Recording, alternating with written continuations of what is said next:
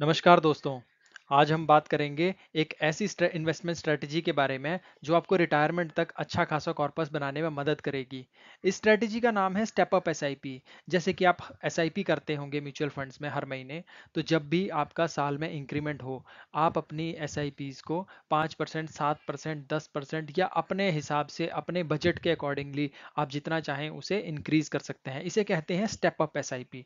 Step up का मतलब हुआ कि हर साल आपकी एसआईपी ऑटोमेटिकली 5%, 7% या 10% जितना भी आप सेट करेंगे उससे बढ़ती रहेगी। ऐसा करने से रिटायरमेंट तक, यानी कि जब तक आप अपनी एसआईपी को कंप्लीट करेंगे, अपनी इन्वेस्टमेंट्स को कंप्लीट करेंगे, तब तक आपको कॉर्पस बहुत ज़्यादा देखने को मिलेगा। सुनने में एक बहुत छोटा अमाउंट लगता है कि 5% इंक्रीज करने से क्या फ़र्क पड़ेगा, लेकिन जब आप रिटायरमेंट के नज़दीक होंगे तो आपको पता चलेगा कि आपका कॉर्पस बहुत ज़्यादा बढ़ चुका है। आइए इसको देखते हैं एज वाइज। हम इसको इस टेबल में आपको मैं ध्यान से दिखाता हूं कि अगर एक व्यक्ति 25 साल, दूसरा व्यक्ति 30, 35, 40 या 45 साल, अगर कोई आदमी इन एज ब्रैकेट में स्टार्ट करता है अपनी इन्वेस्टमेंट को और उसको हर साल 5% से, मैं इस वीडियो में मैं 5% का स्टेप अप लेके चलूंगा। 5% से अगर वो इंक्रीज करता है तो उसको कितना इन्वेस्टमेंट, उसका कितना कॉर्पस बनेगा जब तक वो 60 साल का रिटायर होगा तब तक। ठीक है, तो आप देखेंगे कि 25 साल का अगर कोई आदमी आज इन्वेस्टमेंट स्टार्ट करता है तो वो 35 साल तक इन्वेस्ट कर पाएगा, क्योंकि उसके पास एक लंबा होराइजन है। देखिए 25 साल का स्टार्ट किया तो 60 साल होने में से 35 साल है, तो 35 साल में उस आदमी का सिर्फ 10,000 रुपए की स्टार्ट करी हुई एसआईपी से बन जाएगा 8 करोड़ 54 लाख रुपए। ये मैंने टेंटेटिव लिया है 12% XIRR, यानी 12% CAGR पे एनुअल। अगर अगर लेकिन वही आदमी 30 ईयर्स, यानी कि कोई और आदमी आप मान लीजिए 30 ईयर्स की एज में स्टार्ट करता है, तो वो सिर्फ 30 ईयर्स तक इन्वेस्टमेंट कर पाएगा टिल द एज ऑफ 60। तो उस केस में वो जब 10,000 से स्टार्ट करेगा और एवरी ईयर उसको 5% से इंक्रीज करेगा, तो एट द एज ऑफ 60 उसके पास कॉर्पस होगा 4.63। आप देखिए कि सिर्फ 5 साल में उसका कॉर्पस ऑलमोस्ट आधा हो गया।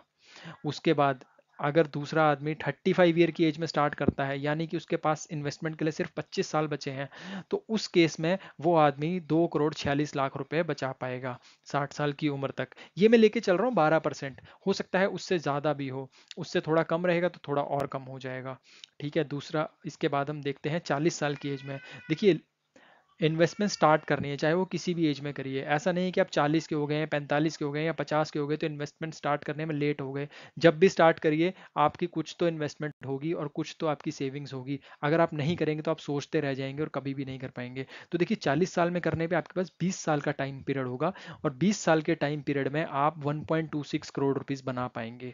ठीक है, उसके बाद अगर थोड़ा और लेट किसी ने शुरू किया है 45 साल की एज में, तो उसके पास 15 साल बचे हैं। अब 15 साल में उसके 15 साल में उसने टोटल बचाएगा 61 लाख रुपए।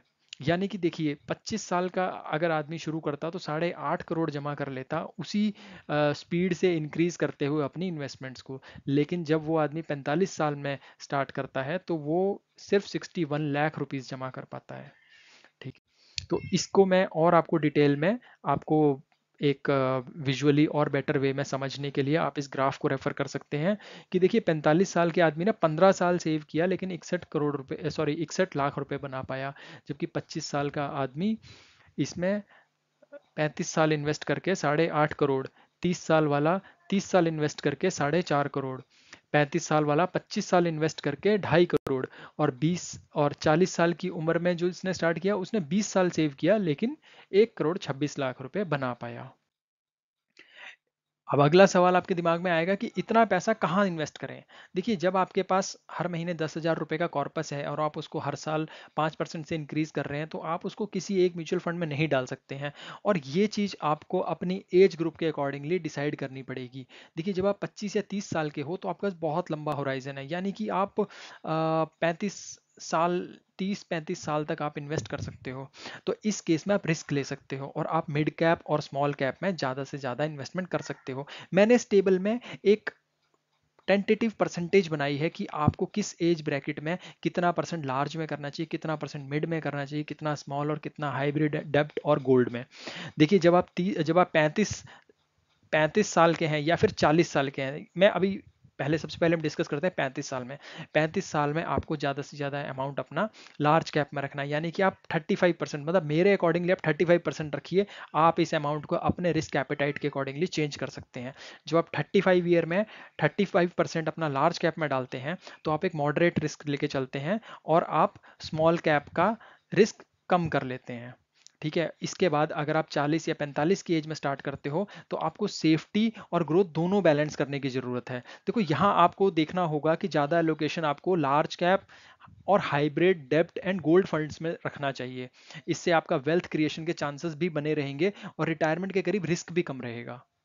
ठीक है, तो इसका पूरा एनालिसिस, एक सिंपल कंक्लूजन इसका ये है कि जितना जल्दी आप स्टार्ट करेंगे, उतना एग्रेसिवली आप अपने पोर्टफोलियो को बिल्ड कर सकते हैं। जितना आप लेट स्टार्ट करते हो, उतना ही आपको सेफ्टी पर फोकस करना पड़ता है। यानी कि start as early as possible. और सबसे इंपॉर्टेंट बात, अपने एसआईपी को सिर्फ कंटिन्यू ही नहीं रखना है, उसको हर साल स्टेप अप भी करना है।